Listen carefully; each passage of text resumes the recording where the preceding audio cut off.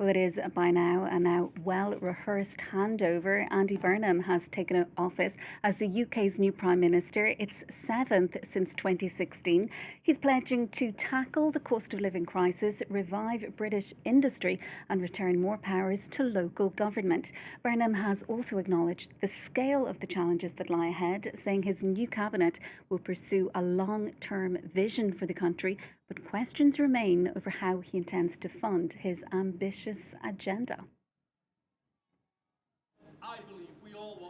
And we will take power out of here and carry it into every postcode in the land so that they can do more. And in doing more, build a new economy where we put life's essentials back under stronger public control to make them affordable to you again. Reindustrialising Britain, using public procurement to back British industry.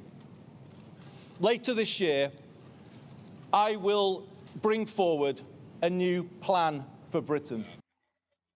On one historic day in UK politics, let's bring in Martin Farr, a senior lecturer in contemporary British history at Newcastle University. Thanks for being with us on the programme this evening, Martin. So Andy Burnham saying he's acutely conscious of the political revolving door he's walking through today. Just what kind of leader do you think he's going to be? Well, it contrasts very strongly with his predecessor. We saw that this afternoon just by the way he addressed the media.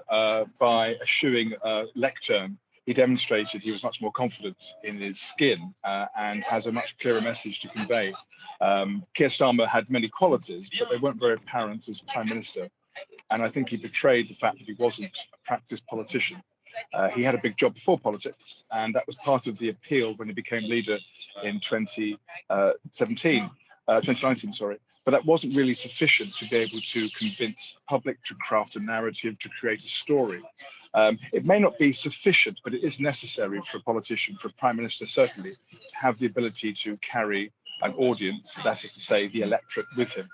And the feeling in the Labour Party is so strongly that Burnham has those qualities that there was not even a contest for the leadership of the party, or as it's proven this afternoon, the leadership of the country. And as you say, his predecessor only lasting 2 years in the top job.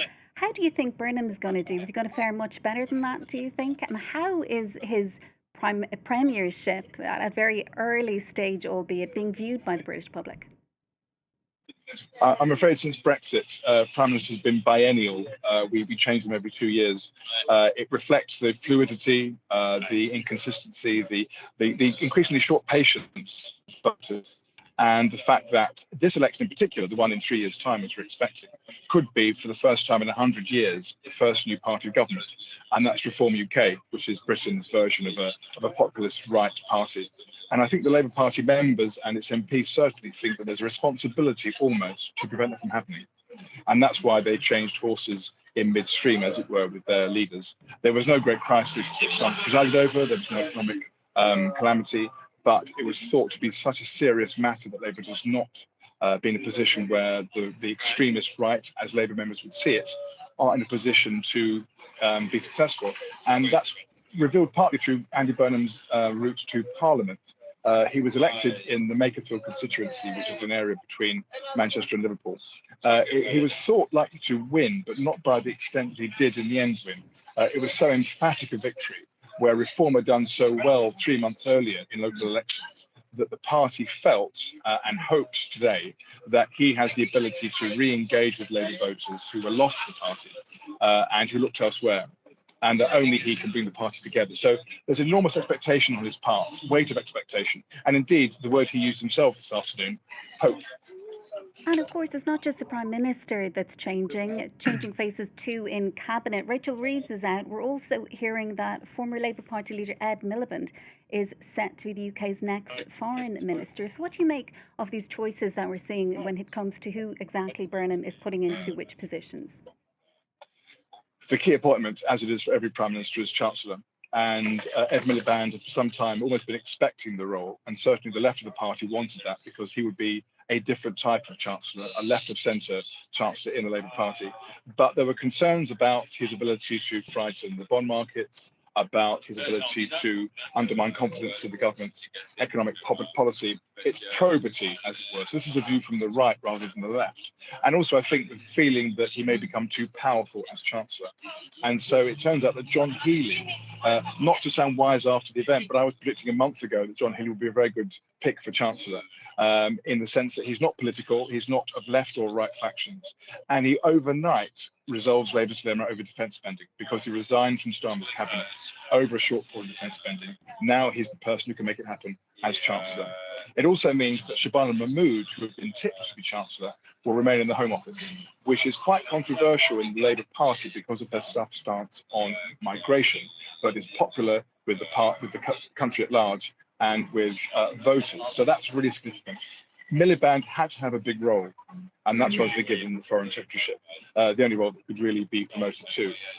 And there could be tensions with the Americans, who are known not to be fans of his, largely over his time as energy secretary and refusal to mine or to allow further drilling in the North Sea. So coming out as we see the changes in real time, it was clear that there had to be a change top. So Lammy as Deputy Prime Minister, Reeves as Chancellor, had to go for there to be a new administration.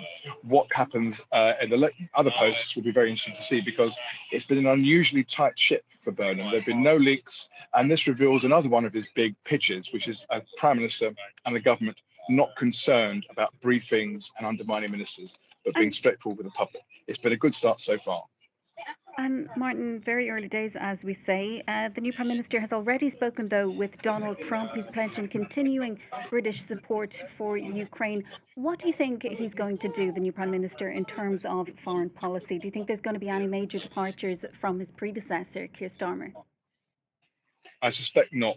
He's a politician in public life for 30 years with almost no footprints in foreign policy or foreign issues. Starmer came into politics afresh, but Burnham's been around for a long time. He's never been concerned with these things particularly. And indeed, his remit, his mandate, the purpose of him being leader today is to be concerned, preoccupied, focused on domestic issues, on cost of living issues.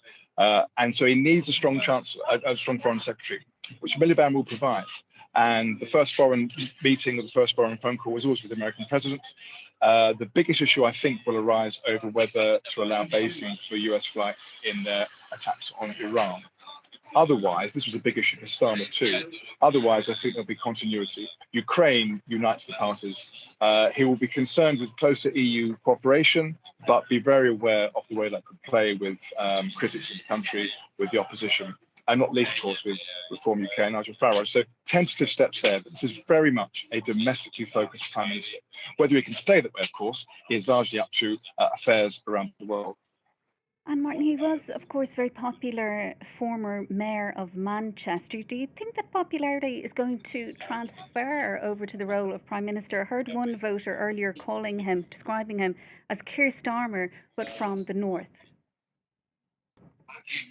Yes, I don't quite see the merit in that observation, if I may say so. They're very different people. The fact he's from the north is true, but also he's culturally of the north. A big part of Burnham's political philosophy is the politics of place, and so he believes very strongly in being rooted in one's area. And so he's proposed what's called the Makerfield test, that as Prime Minister, he will not be doing anything that wouldn't work with his constituents in Makerfield, most of whom, it should be said, voted Reform in the May elections and were tipped to vote Reform in the next general election. So he has that background of not being from London. And indeed, Keir Starmer wasn't merely from London, but from North London, a particular sect within the capital, which is distinct from the rest of the country and the rest of the Labour Party, the Labour movement.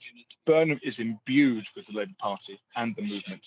And that's will come across very well with his MPs, with his members of his party, as we'll see in Liverpool in September at the party conference. Whether it relates to the public more broadly, and the public indeed in the south, where Labour did very well and have to do very well to win general elections, remains to be seen. Martin, we'll have to leave it there for now. Thanks so much for joining us, though, with that analysis. That's Martin Farr, Senior Lecturer in Contemporary British History at Newcastle University.